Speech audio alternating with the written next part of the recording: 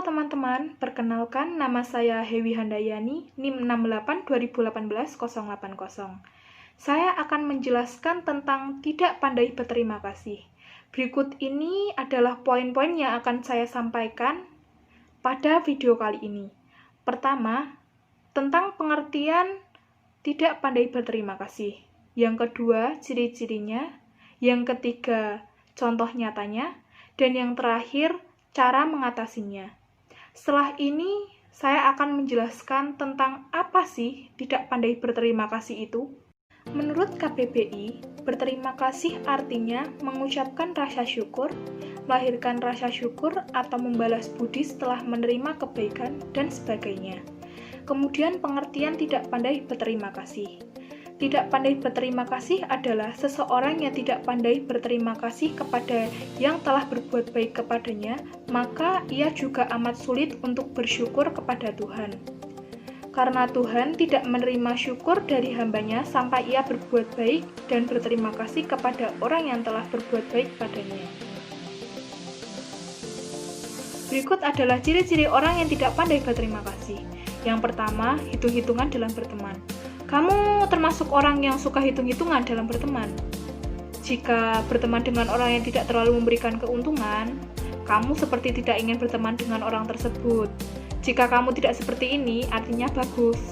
Tapi tetap saja, perlu dipelajari tanda lain untuk menunjukkan kamu tipe orang yang tahu rasa terima kasih atau tidak. Yang kedua, saat ada orang berbuat baik, kamu berharap akan mendapatkannya lagi. Ketika ada orang yang berbuat baik sama kamu cenderung berpikir untuk merasakan kebaikannya lagi.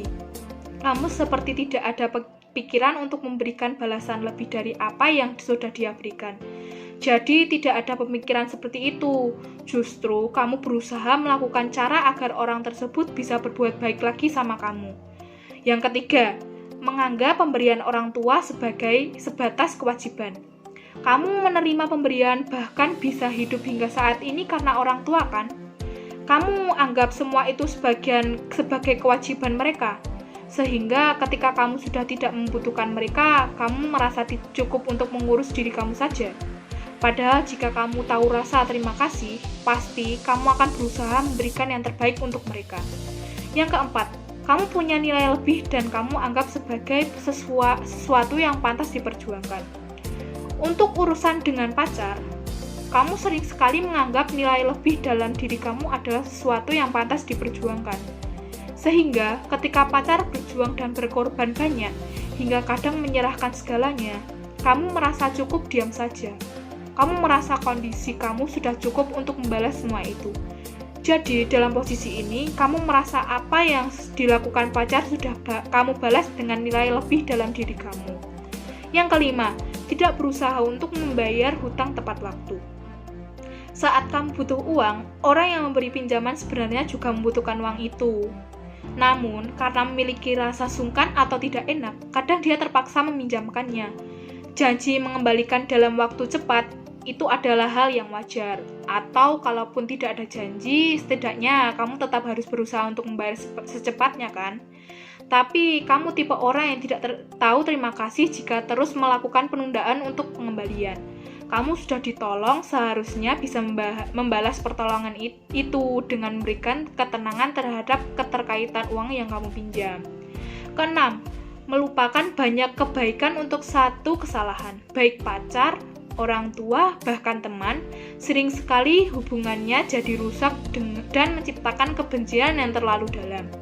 Misalkan, kamu sendiri merasa sekali tersakiti oleh mereka.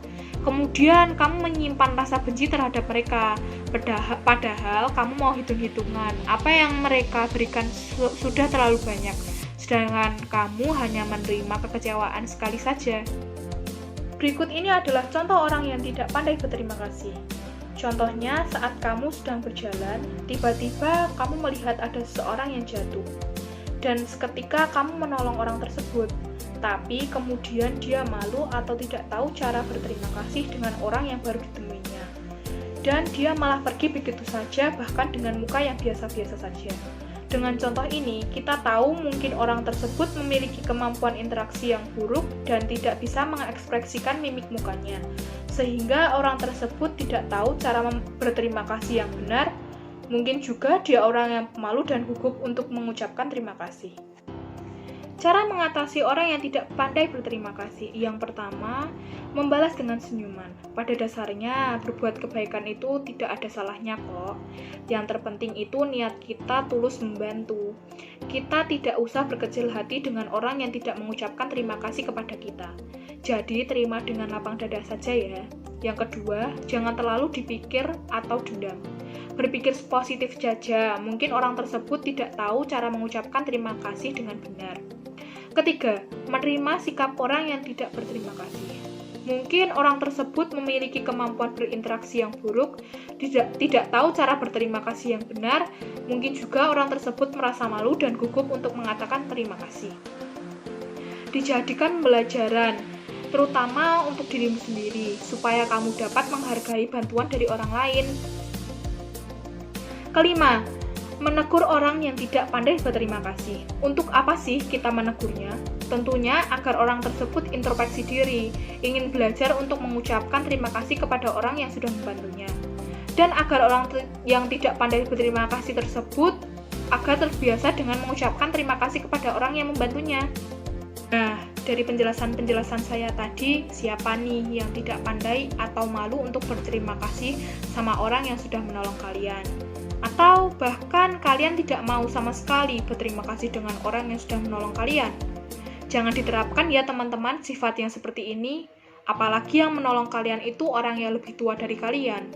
Harusnya kalian menerapkan sopan santun kalian yang diajarkan sejak kecil.